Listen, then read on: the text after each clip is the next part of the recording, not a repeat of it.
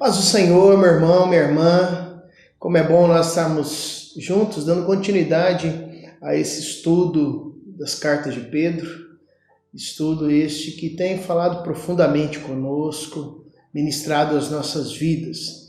Nós vimos anteriormente, nós lemos do versículo 1, 1 Pedro, do versículo 1 até o versículo de número 5, vimos ali acerca da própria saudação, onde Pedro fala acerca do seu chamado, do seu apostolado, que é por intermédio de Cristo. Vimos também acerca das perseguições que a igreja estava sofrendo.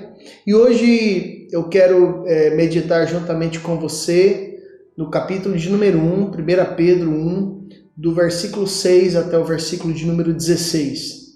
Então eu quero te pedir que você pegue a tua Bíblia, pegue o teu caderno, para que nós possamos estar meditando juntos na palavra do Senhor. 1 Pedro, capítulo de número 1, do versículo 6 até o versículo de número 16. Vamos ler a palavra do Senhor? É por isso que exultais de alegria, se bem que por algum tempo tenhais de andar aflitos por diversas provações. Deste modo, a qualidade genuína da vossa fé, muito mais preciosa do que o ouro perecível, por certo também provado pelo fogo, será achada digna de louvor, de glória e de honra, na altura da manifestação de Jesus Cristo. Sem o terdes visto, vós o amais. Sem o ver ainda, credes nele e vos alegrais com uma alegria indescritível e irradiante, alcançando assim a meta da vossa fé, a salvação das almas. Esta salvação foi objeto das buscas e averiguações dos profetas que predisseram a graça que vos estava destinada. Eles investigaram a época e as circunstâncias indicadas pelo Espírito de Cristo, que neles morava, e que profetizava os padecimentos reservados a Cristo e a glória que se lhes seguiria. Foi-lhes revelado, não para o seu proveito, mas para vosso, que eles estavam ao serviço destas realidades que agora vos foram anunciadas, por aqueles que vos pregaram o Evangelho, em virtude do Espírito Santo, enviado do céu, as mesmas que os anjos avidamente contemplam. Verso 13. Por isso, de ânimo preparado para servir e vivendo com sobriedade, ponde a vossa esperança na dádiva que vos vai ser concedida com a manifestação de Jesus Cristo.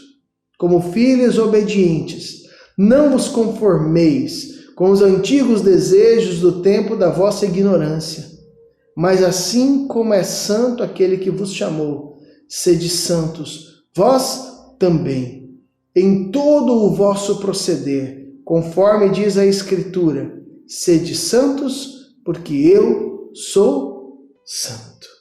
Vamos orar? Espírito Santo de Deus, nós te pedimos que o Senhor venha revelar toda a tua palavra às nossas vidas, o teu querer, que o nosso entendimento esteja sendo iluminado para que possamos compreender o teu querer, a tua vontade e entender a tua palavra. Nós oramos em nome de Jesus. Amém e amém. Como nós temos visto, queridos, a igreja a que Pedro se dirige vivia com perseguições por parte do Império Romano. Nós vemos aqui que este momento é datado por volta do ano 63, ano Domini, ano que a igreja se inicia, primeiro século da igreja cristã. Muitas perseguições acontecendo, e você vê que Pedro ele trabalha essa temática a partir do versículo número 6. Pedro, que é aquele que sabia muito bem o que é sofrer perseguição. Você pode se lembrar, por exemplo, de quando o próprio Jesus diz que Satanás estava solicitando para que ele pudesse peneirar Pedro como se peneira o trigo. É interessante isso, né? O próprio mestre havia dito também que o caminho é estreito, aliás, o caminho é apertado e a porta é estreita. Ou seja, falar sobre perseguições é falar sobre a história da vida cristã. O próprio apóstolo Paulo, declarando a Timóteo, olha, se você quiser viver com Cristo, você vai passar por provações. E note que Paulo estava dizendo a Timóteo, um jovem pastor, onde ele trazia conselhos e dizendo, Timóteo, provações são reais e você certamente vai passar por elas. Por isso eu gostaria de analisar este texto em 3 momentos maiores para a nossa vida. Nós vamos trabalhar 3 momentos interessantes. Nós vamos ver, por exemplo, que Pedro ele fala sobre nós andarmos alegres, porém, ou também contristados. Como alegre, mas contristado. Crentes, mas também sendo provados. E vivendo no mundo, mas não partilhando do mundo, vivendo uma vida de santidade. Ou seja, podemos ser alegres, crentes e viver no mundo. É uma realidade nossa, mas nós não estamos isentos de sermos contristados, provados, mas vivendo a santidade que Jesus tem para a nossa vida. Eu quero ver um pouquinho mais a fundo junto com os irmãos. O versículo de número 6, olha aí comigo, né? É por isso que exultais de alegria, se bem que por algum tempo, há algumas versões que declaram se necessário sejais, né? Talvez a versão do João Ferreira de Almeida, talvez seja a tua, vai estar aí, se necessário sejais. Se algum tempo tenhais de andar aflitos ou contristados por diversas provações. Ou seja, passar por lutas é necessário. Né? Se for necessário, é necessário. Nós vamos passar por lutas. Seremos provados. Nós não estamos isentos. A vida cristã não é isenta de provações, de lutas, de dificuldades. Vá comigo lá no capítulo de número 4 aqui de 1 Pedro, dá um pulinho ali junto comigo. No versículo de número 12, 1 Pedro 4, 12.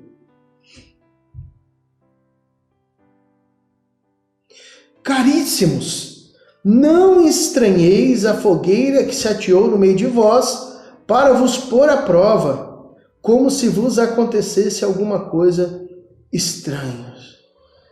Verso 13. Pelo contrário, alegrai-vos, pois assim como participais dos padecimentos de Cristo, assim também rejubilareis de alegria na altura da revelação da sua glória.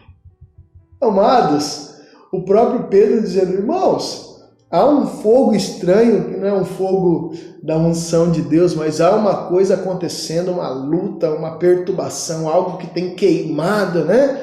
Ou seja, provações têm acontecido, mas fiquem alegres, porque vocês também estão participando dos sofrimentos de Cristo Jesus. Vamos lá para Mateus 16, dá um pulinho lá também para nós lermos, deixa marcado este texto e vamos dar um pulinho lá no Evangelho de Mateus. Evangelho de Mateus, capítulo de número 16. Nós vamos ler do versículo 21 até o verso 22.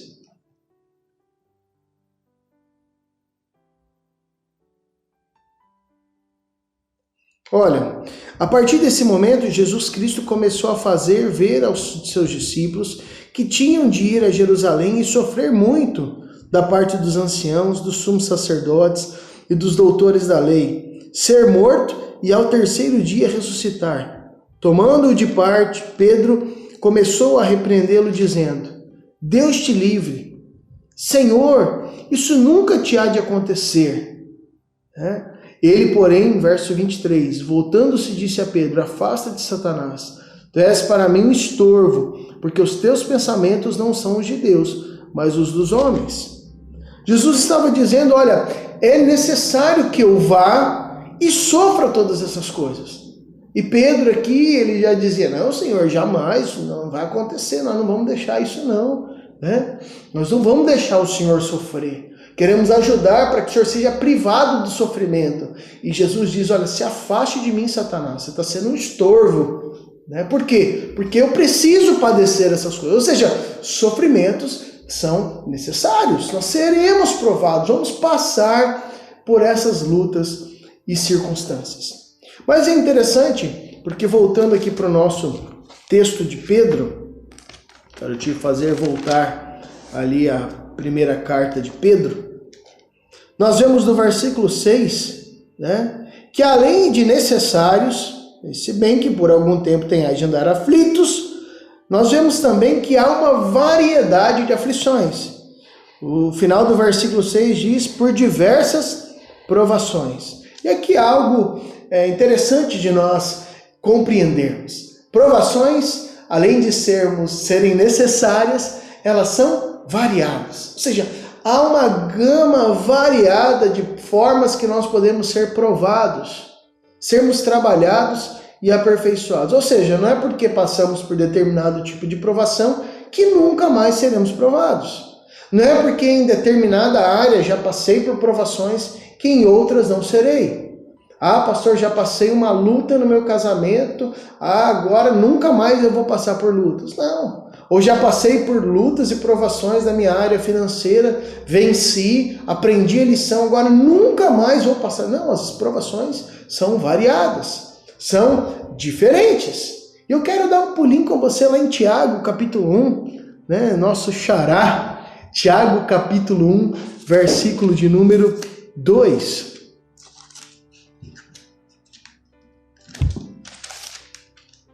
Tiago, capítulo 1, versículo de número 2. Meus irmãos, considerai como uma enorme alegria o estardes rodeados de provações, de todas as ordens. Olha que interessante. Ou uma outra versão falando acerca da grande gama ou multicolor, as várias formas de provações. Então você vê estardes rodeados por provações de toda ordem. Na Almeida, revista corrigida, você vai ver das mais variadas ou multiformes provações. E eu quero que você volte comigo no capítulo de número 4 de 1 Pedro. Nós vamos lá no versículo de número 10 para entender algo tremendo também de Deus para as nossas vidas. Como bons administradores da multiforme graça de Deus, cada um de vós coloque a serviço dos outros o dom que recebeu. Olha que interessante. A palavra aqui é poikilos, que significa multiforme, multicolor, tanto no texto de Tiago quanto de Pedro. É a mesma expressão utilizada para uma gama variada de tribulações, para também uma gama variada de graça. Ou seja, multifacetas de provações e multifacetas graças. Ou seja, não há nenhuma provação que alguma faceta da graça de Deus não possa nos ajudar a superar. Ou seja, não há tentação sobre-humana, não há algo que foi enviado a nós que nós não possamos superar, baseados na graça do Senhor Jesus. Talvez você tenha passado por lutas, e este texto traz uma palavra tremenda para as nossas vidas. A mesma palavra que Pedro estava enviando àqueles amados vivendo debaixo de perseguição. Você está passando por provações? Primeiro, é natural. Segundo, há uma gama variada, mas a graça de Deus vai suprir a tua vida e vai te auxiliar a vencer cada uma dessas provações. Ou seja, não há provação que seja superior ou sobre-humana que a graça de Deus também não atenda e não te ajude a superar. As provações vão vir, são variadas, mas também vão passar. É interessante porque Pedro, aqui no versículo de número 6, ainda, ele diz: exultais de alegria, se bem que por algum tempo, ou por pouco tempo, dependendo da versão, tenhais que andar aflitos por diversas provações. Ou seja, a palavra aqui, pouco tempo, ou ligos, significa breve tempo, um tempo curto, limitado. Ou seja, leve e momentânea tribulação, como o apóstolo Paulo declara em outro momento. Ou seja, uma tribulação que é passageira. Paulo ele já usa a expressão elapros, que significa essa leve e momentânea tribulação, leve em peso, ou seja, é suave. E nós podemos aqui fazer uma comparação que as tribulações, elas estão em contrapartida à glória de Deus que há de ser manifestada, segundo o apóstolo Paulo. Ou seja, a tribulação, as dificuldades são de um peso muito leve quando nós colocamos elas na balança com a glória de Deus a ser manifestada em nós e através de nós. Isso é tremendo, é glorioso, é maravilhoso, querido. Olhar para uma igreja que estava sofrendo perseguição e Pedro com propriedade dizer, irmãos, vai passar. Primeiro, deve acontecer mesmo. Da mesma forma que as provações são variadas, a graça de Deus vai atender cada um de vocês. E essas tribulações também vão passar. E cada uma dessas provações, elas têm uma finalidade para as nossas vidas. Eu quero te chamar a voltar novamente na carta de Tiago, que está aí anterior à carta de Pedro, no capítulo de número 1. Nós vamos ler o verso 3 e 4. Tendo conta que a prova a que é submetida a vossa fé produz a constância, mas a constância tem de exercitar até o fim, de modo a serdes perfeitos e irrepreensíveis, sem falhar em nada. Ou seja, a provação produz uma constância na nossa fé. E essa constância, exercitada até o fim, nos leva a sermos perfeitos e irrepreensíveis na presença do Senhor. E é isso que Pedro estava dizendo aos nossos irmãos. Irmãos, perseverem até o final.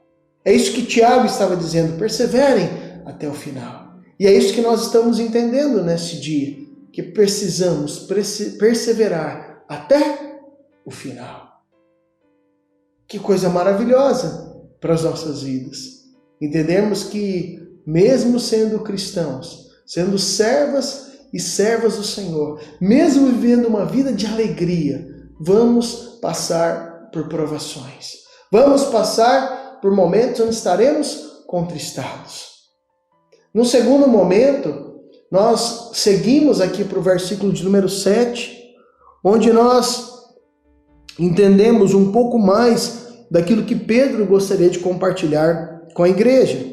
Ele diz assim: deste modo, a qualidade genuína da vossa fé. Anote essa parte, a qualidade genuína da vossa fé, muito mais preciosa do que o ouro perecível, por certo também provado pelo fogo, será achada digna de louvor, de glória e de honra, na altura da manifestação de Jesus Cristo. Sem o terdes visto, vós o amais, sem o ver ainda, credes nele, e vos alegrais com uma alegria indescritível e irradiante. Crentes no Senhor Jesus, mas vivendo por provações. Sabe, amados, nós vivemos tempos onde um falso evangelho tem sido pregado. Evangelho este que fala que aquele que é crente genuíno não passa por lutas, por provas. E quando nós olhamos para a palavra, nós vemos totalmente ao contrário. Crentes e provados. Mas por quê? Por que nós somos provados? Nós vemos aqui no verso 7 que as provações ela vêm para testar o valor da nossa fé. Fé esta que Pedro nos afirma que vale muito mais do que o ouro, mesmo o ouro provado no fogo. Antigamente e ainda hoje, o processo de purificação do ouro bruto ele é feito no fogo, e outros tipos de metais também, quando eles são colocados diante do fogo, né, no mesmo momento, na parte superior, você coloca num cadinho. O cadinho é então um recipiente cerâmico que suporta então altas temperaturas. Ali você coloca o ouro, outro tipo de metal, mas vamos falar sobre o ouro. E ali a alta temperatura é colocada até que o ouro derrete na parte superior do cadinho, ou seja, boia, né? Fica boiando ali na parte superior toda a escória. O que é a escória? São as sujeiras, as impurezas do ouro. E aqui Pedro está dizendo que mesmo que o ouro passe por esse processo de refinamento, a nossa fé, uma vez provada, vale muito mais. Hoje, quando você vai a um ourives ou numa joalheria e ele quer testar se esse material, essa sua joia, essa pulseira é realmente feita de ouro, ele raspa um pedacinho ali e coloca um pingo de ácido nítrico. E ali ele começa a borbulhar e já vai consumindo se há outras impurezas, ou cobre, outros metais misturados. Mas o ouro em si não é corrompido. Ou seja, Pedro está dizendo que se o ouro ele consegue ser refinado tanto pelo fogo como também pelo ácido, sem ser consumido, e a nossa fé vale muito mais. Ou seja, as provações elas não consomem a nossa fé. Pelo contrário, elas testam o quanto a nossa fé é valiosa. O quanto nós cremos realmente.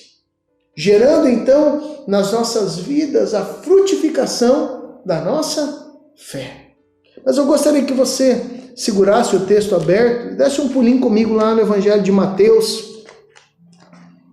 Mateus capítulo de número 6.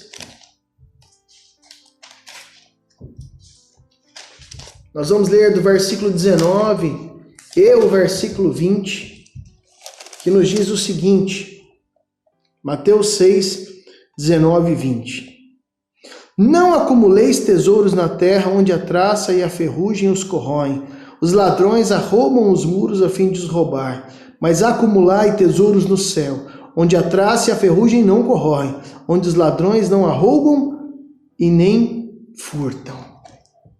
Nós somos provados no valor da nossa fé, se cremos no Senhor ou se os nossos tesouros são passageiros, se os nossos tesouros são humanos e terrenos ou se os nossos tesouros são eternos e celestiais. Por isso, Pedro escreve aos irmãos dizendo: o valor da vossa fé vai ser apurado agora, como fogo apura o ouro.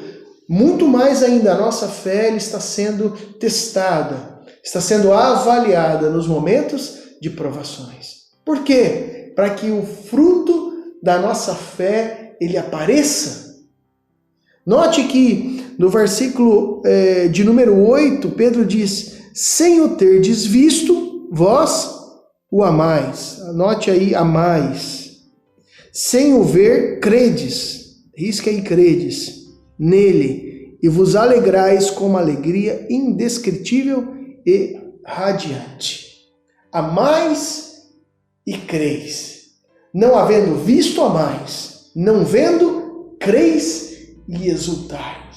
Pedro estava dizendo: irmãos, se vocês que não viram a Cristo, Pedro viu, muitos daqueles irmãos, talvez a grande maioria, não tiveram a oportunidade de ver Cristo pessoalmente.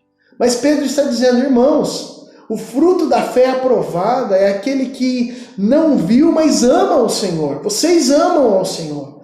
Não viram, mas creem no Senhor. E aqui eu me lembro do texto de João, do Evangelho de João, capítulo 20, verso 29. Bem-aventurados os que não viram e creram. Aqueles que, mesmo sem ver, sem enxergar provas, mas creem no Senhor. Exercem a sua fé. E a aprovação, ela produz essa frutificação de amor e fé. Mas por que então amar e crer? Por que a nossa fé produz este amor? Por que a nossa fé provada produz esta realidade nas nossas vidas? Está no versículo de número 9 de 1 Pedro. alcançando assim a meta da vossa fé, a salvação das almas. Por que amar? Por que crer? O fim é a salvação. Note que os profetas indagaram, inquiriram, né? Ou seja, essa expressão inquirir, exereunal, significa farejar como um cachorro. Né? Como um cachorro que está farejando ali o alimento, né? Ou procurar, né? Escavar, investigando atentamente e depois profetizar. Está no verso de número 10 e 11. O fim é a salvação. E muitas pessoas, muitos profetas, procuraram, escarafuncharam, indagaram, farejaram, investigaram atentamente e depois profetizaram. Anunciaram o quê? Que a salvação é pela graça de Deus. Analisaram qual ocasião, em que circunstâncias as coisas se deram e mesmo assim profetizaram. E hoje nós continuamos pregando essa mensagem essa que os anjos gostariam de ter privilégio de anunciar. E hoje nós estamos aqui tendo esse privilégio de anunciar. Os amados da igreja que Pedro escreve estavam tendo o privilégio de anunciar. Privilégio este que nenhum dos anjos teve, mas nós o temos. Privilégio de anunciar o Evangelho de Cristo Jesus. Um último aspecto que nós queremos elencar está a partir do versículo de número 13.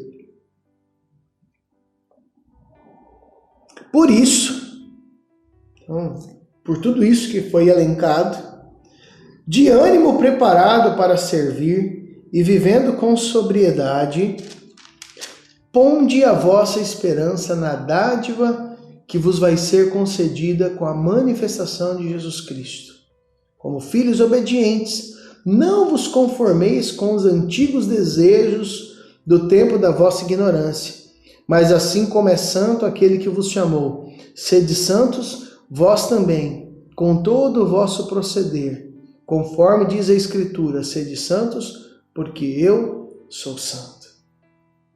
A responsabilidade de viver esta realidade, vivendo no mundo, mas vivendo a santidade, diz respeito à própria personalidade, à estrutura íntima do cristão. Não é uma questão, amados, de apenas fazer algo, mas de ser.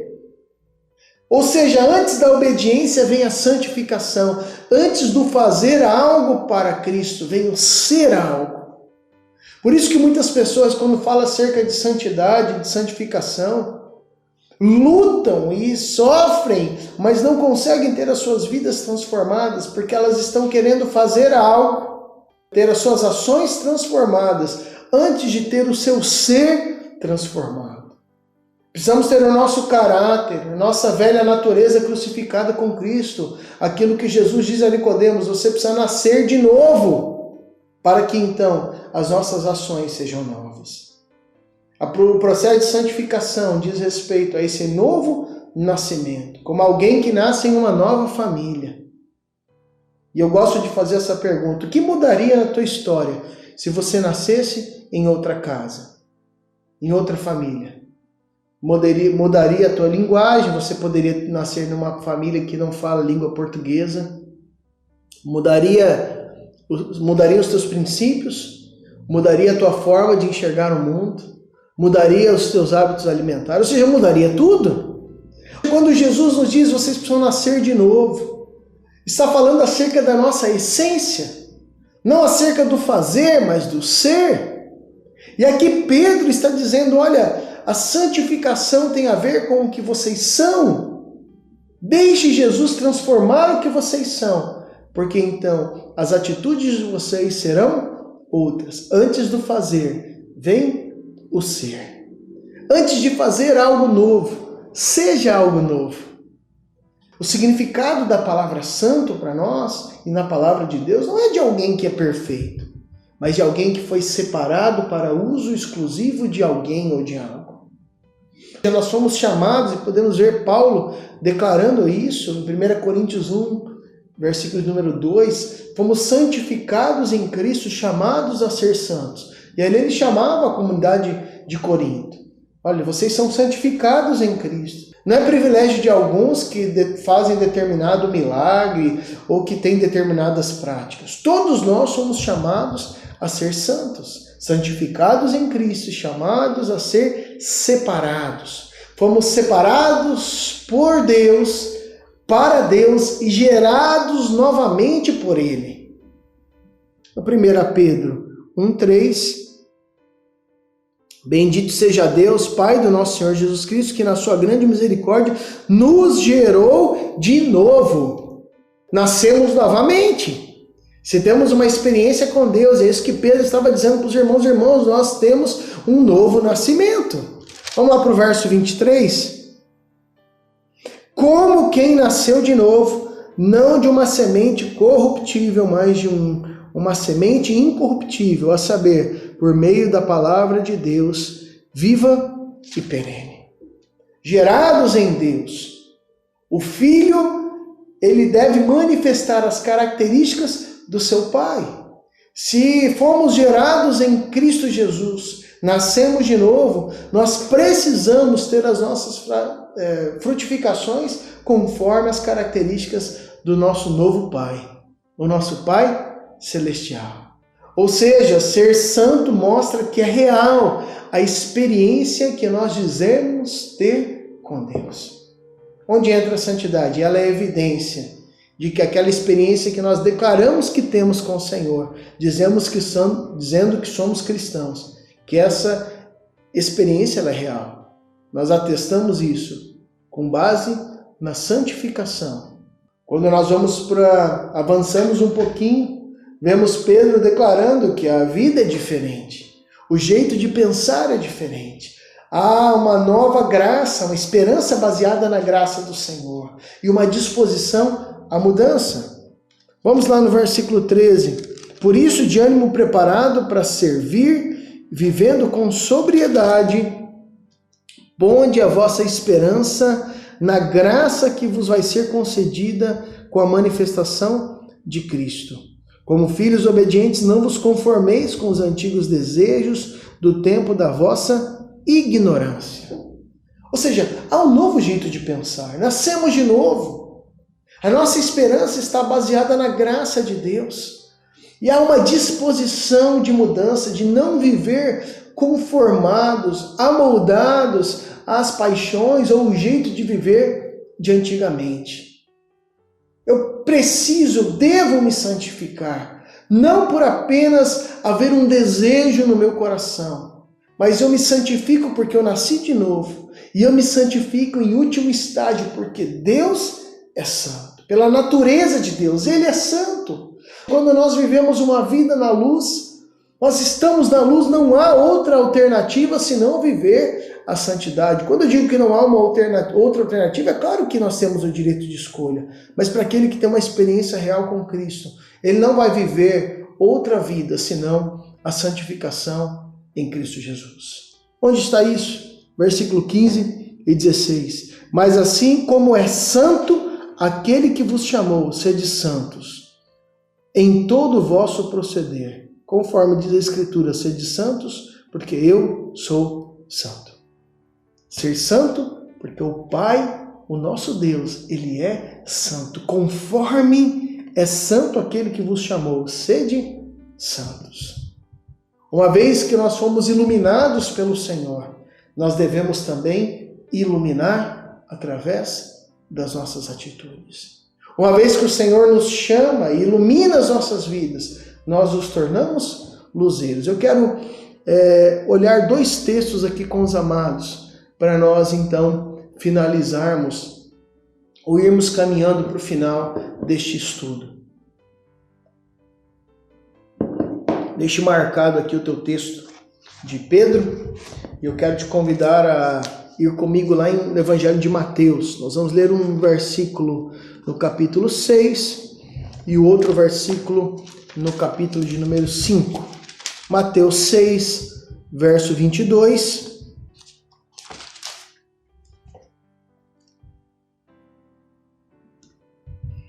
A lâmpada do corpo são os olhos. Se os teus olhos estiverem sãos, todo o seu corpo andará iluminado. Verso 23. Se, porém, os teus olhos estiverem doentes, todo o teu corpo andará em trevas. Portanto, se a luz que há em ti são trevas, quão grande serão essas trevas.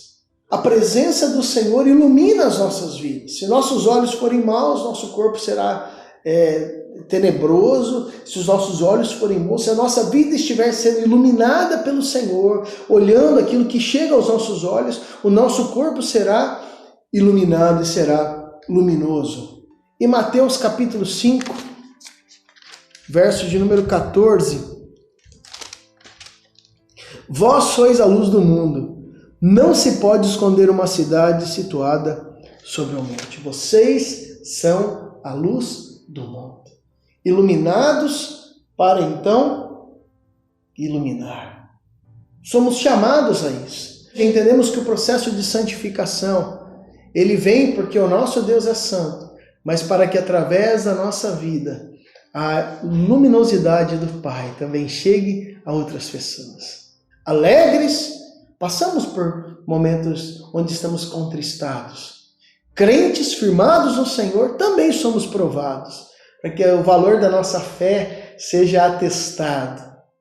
Vivemos no mundo, mas não como o mundo. Santificamos a nossa vida, porque o nosso Deus é santo.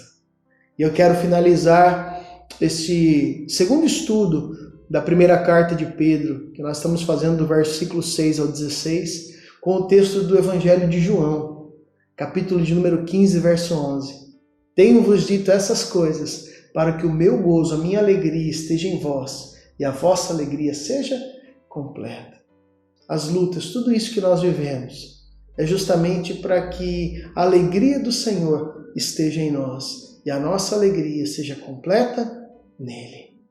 Que a multiforme graça de Deus possa estar alcançando o teu coração e a tua vida, querido. Que você possa ser fortalecido por ela, para que em cada provação você possa ser mais do que vencedor por intermédio de Cristo Jesus. Que Deus assim te abençoe e você seja inundado, encharcado por essa graça que vem do Senhor. Fique na paz e na graça do Senhor Jesus. Deus te abençoe.